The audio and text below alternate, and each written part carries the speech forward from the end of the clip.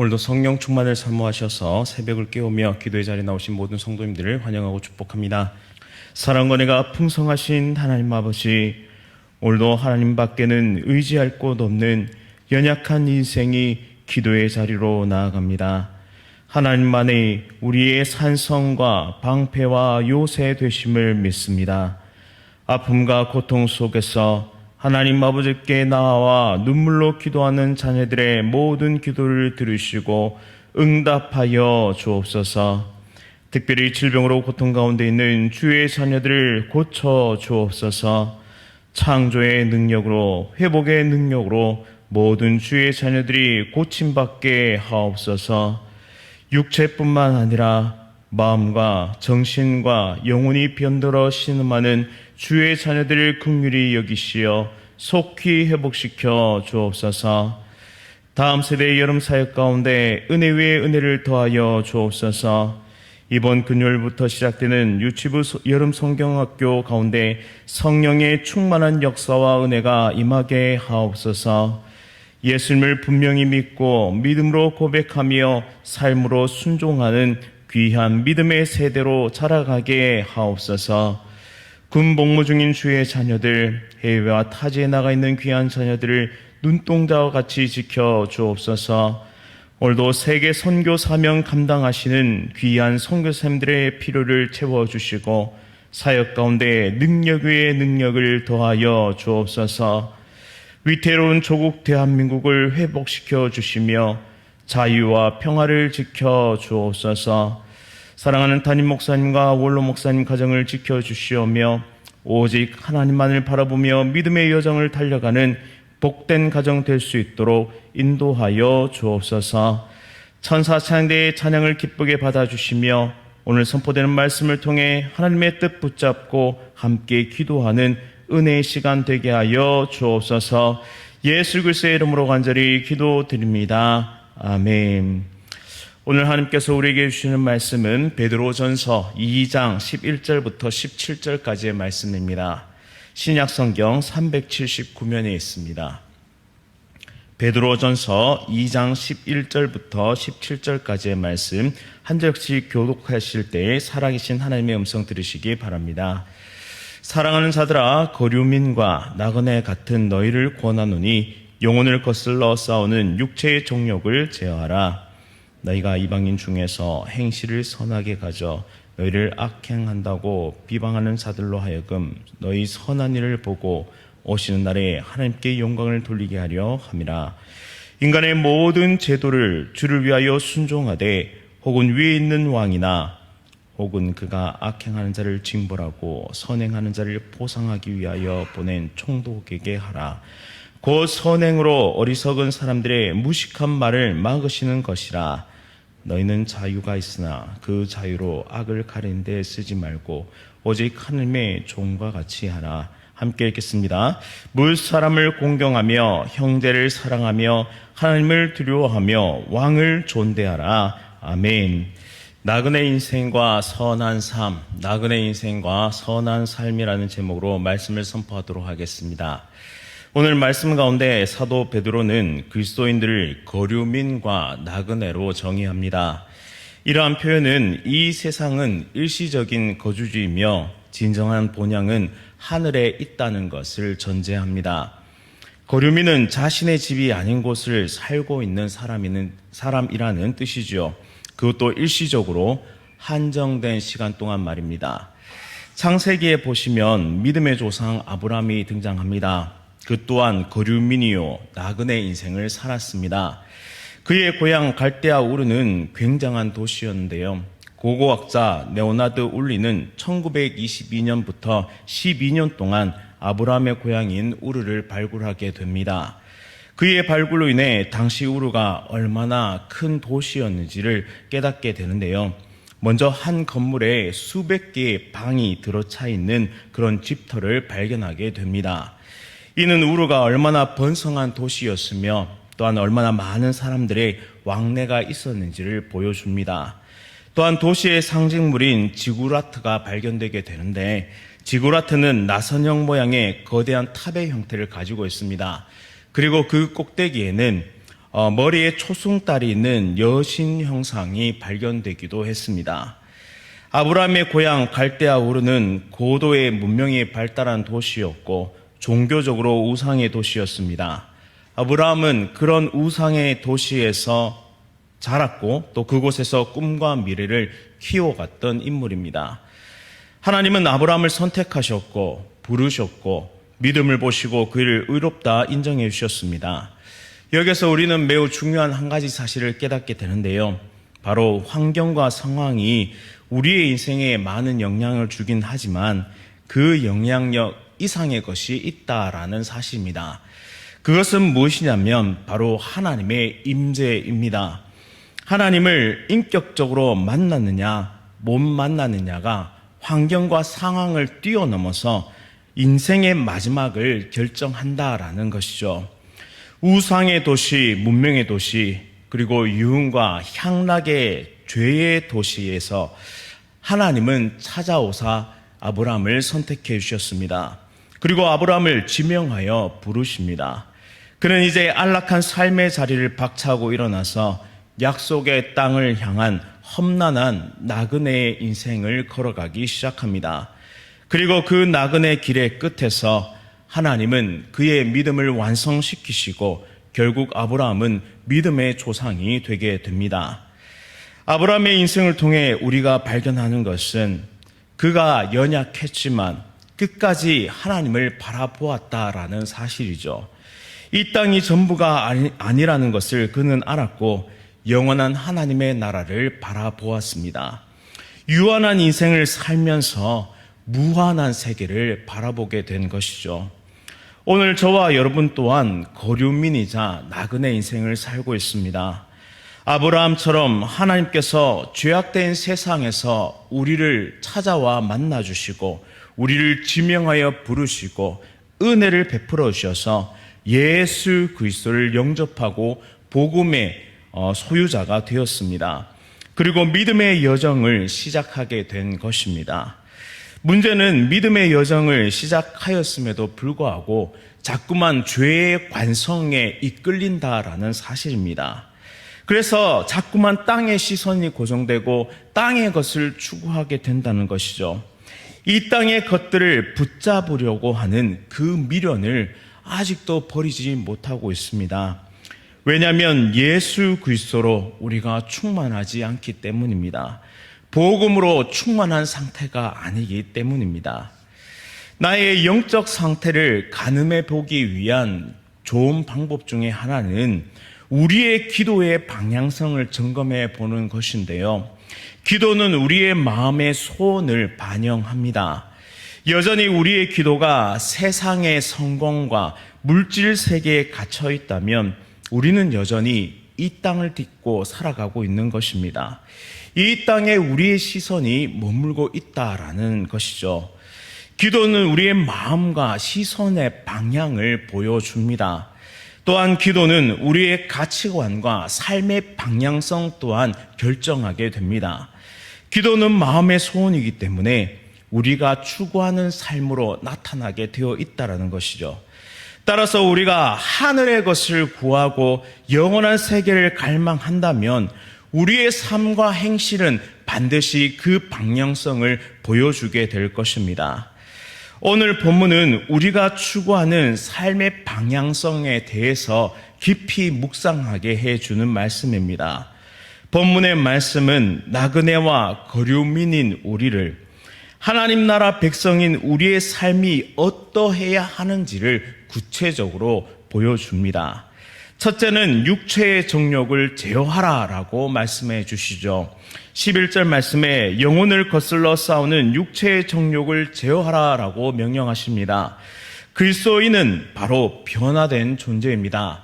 옛적 것은 죽고 새 사람이 된 존재이죠. 욕망과 욕심을 추구하던 사람에서 복음과 생명을 추구하는 삶으로 변화된 존재입니다. 하지만 우리의 몸은 죄를 기억합니다. 죄가 주는 짜릿함을 기억하죠. 그리고 죄가 주는 즐거움을 기억합니다.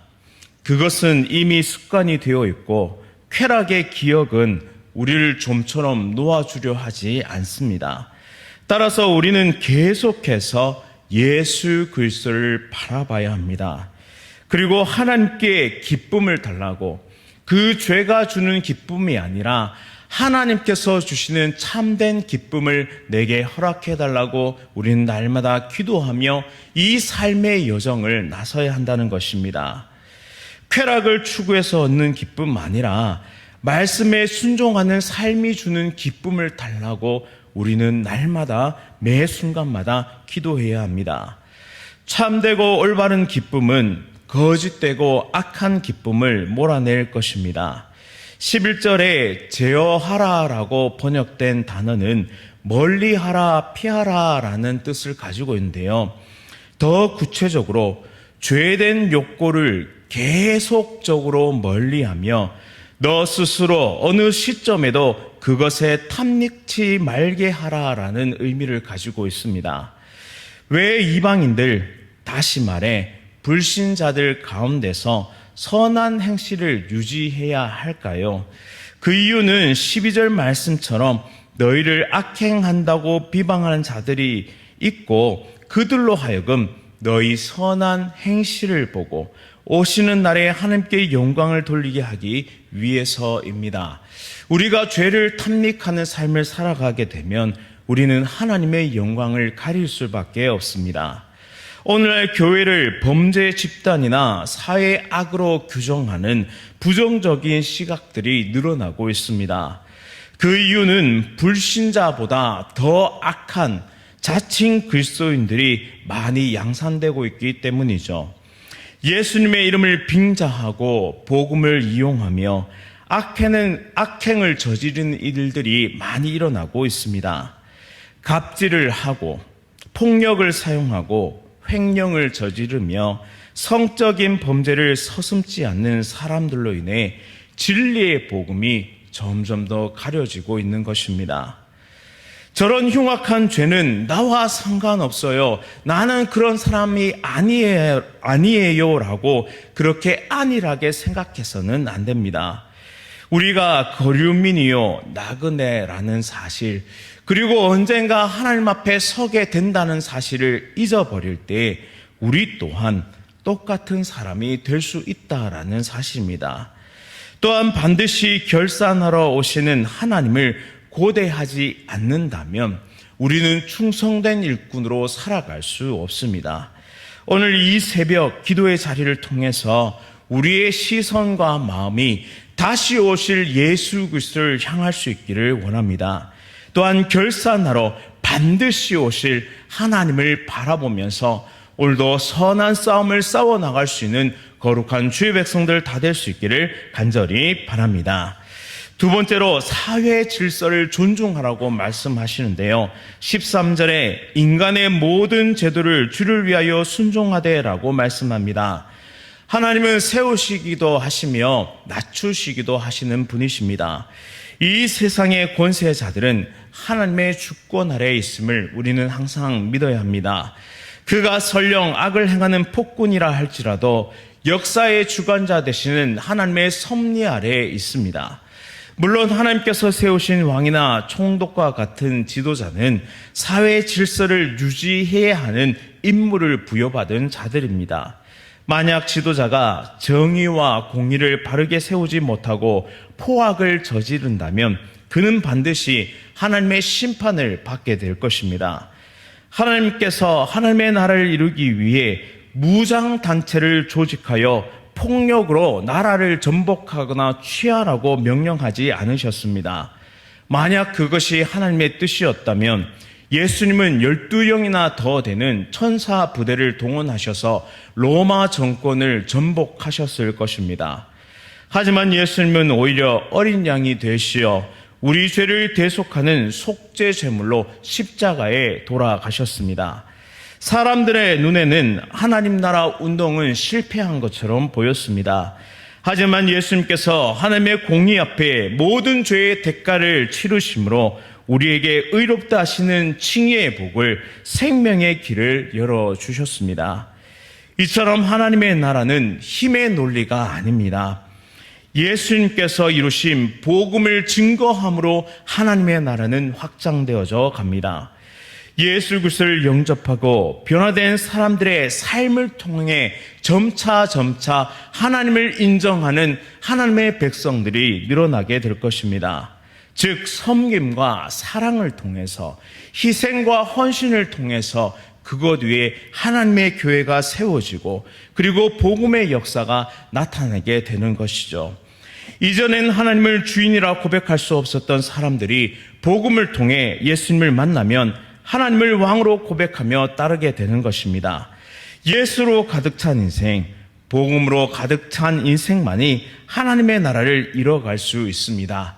이를 위해 하나님은 저와 여러분들을 부르셨고 조국 대한민국을 맡겨주셨습니다. 오늘 하루도 이 땅을 위해, 나라를 위해, 또한 위정자들을 위해 기도하며 믿음의 길을 달려가는 우리 모두 될 수 있기를 간절히 바랍니다. 이제 마지막으로 나그네 된 우리는 다른 사람을 존중하여 사랑해야 합니다. 17절 말씀에 무사람을 공경하며 형제를 사랑하며 하나님을 두려워하며 왕을 존대하라고 말씀하십니다. 하나님을 두려워하기 때문에 다른 사람들을 존중하고 사랑하라는 권면의 말씀이죠. 그리스도인들에게 있어 존중과 사랑은 필수적인 덕목임에도 불구하고 어렵고 힘든 일이기도 합니다. 왜냐하면 교회라는 공동체가 의인이요 완벽한 사람들이 모이는 곳이 아니기 때문입니다. 오히려 상처받고 아프고 소외된 죄인들을 불러주셔서 의인이라 칭해 주신 자리가 바로 교회 공동체입니다. 즉 예수님으로 존재의 의미를 가지는 사람들, 예수님이 절대적으로 필요한 사람들, 예수님 외에는 소망 없는 사람들의 모임이 바로 교회 공동체입니다. 그렇다 보니 인격과 인격이 부딪히는 소리가 들립니다. 때로는 미움과 다툼이 나타나기도 합니다. 이때 한 가지를 우리는 기억해야 하는데요. 나는 예수님 없이는 존재할 수 없다. 예수님이 절대적으로 필요하다. 예수님 외에는 소망이 없다. 그러니 예수님, 저의 인격을 다듬어 주세요. 형제와 자매와 함께 하신 예수님, 즉 나와 함께하는 예수님이 나의 형제와 자매와도 함께하고 계심을, 그 예수님을 볼 수 있도록 영안을 열어주세요. 이러한 기도는 우리의 인격을 성숙하게 만들어줄 것입니다. 신앙을 더욱 완숙하게 만들어줄 것입니다. 주라 그리하면 너에게 줄 것이니 곧 후이되어 누르고 흔들어 넘치도록 하여 너에게 안겨주리라. 너희가 헤아리는 그 헤아림으로 너희도 헤아림을 도로 받을 것이니라. 아멘. 주는 자, 헤아리는 자는 하나님의 복을 풍성하게 누리게 됩니다. 하나님 나라의 법칙대로 살아가는 오늘 하루가 되기를 간절히 소원하며 나그네 인생길 위에서 성령님 안에서 선을 행하며 헤아리는 넉넉한 마음을 구하는 은혜의 시간이 되어 예수 그리스도의 인격과 성품을 닮아가는 오늘 하루 될 수 있기를 간절히 바랍니다. 말씀을 기억하면서 함께 기도하겠습니다. 사랑과 은혜가 풍성하신 하나님 아버지, 오늘 하루도 나그네 인생길을 걸어가고 있음을 기억하게 하옵소서. 우리의 본향은 이 땅이 아님을 기억하며 선한 행실과 겸손한 마음으로 우리가 발을 딛고 살아가는 곳에서 하나님께 영광이 될 수 있도록, 또한 하나님께서 영광 받으시도록 살아가게 하옵소서. 예수님처럼 주는 자, 또한 헤아리는 마음을 가지고 믿음의 항해를 계속해 나가게 하옵소서. 예수 그리스도의 이름으로 간절히 기도드립니다. 아멘. 하늘에 계신 우리 아버지여, 이름이 거룩히 여김을 받으시오며 나라가 임하시오며 뜻이 하늘에서 이루어진 것 같이 땅에서 이루어지이다. 오늘 우리에게 용할 양식을 주시옵고 우리가 우리에게 죄 지은 자를 사하여 준 것 같이 우리 죄를 사하여 주시옵고 우리를 시험에 들게 하지 마시옵고 다만 악에서 구하시옵소서. 나라와 권세와 영광의 아버지께 영원히 싸움나이다. 아멘. 오늘은 소망교회 김정환 목사님을 위해 기도하겠습니다. 코로나로 위축된 교회의 영적 분위기가 회복될 수 있도록 2023년 표대로 예수님을 사모하는 교회, 하나님의 은혜를 나누는 교회 되게 하옵소서. 또한 이웃과 지역을 섬길 수 있는 마음과 여건을 허락해 주옵소서. 우리 소망교회 김종환 목사님을 위해 함께 기도하도록 하겠습니다. 오늘 하루도 성령 충만으로 승리하십시오.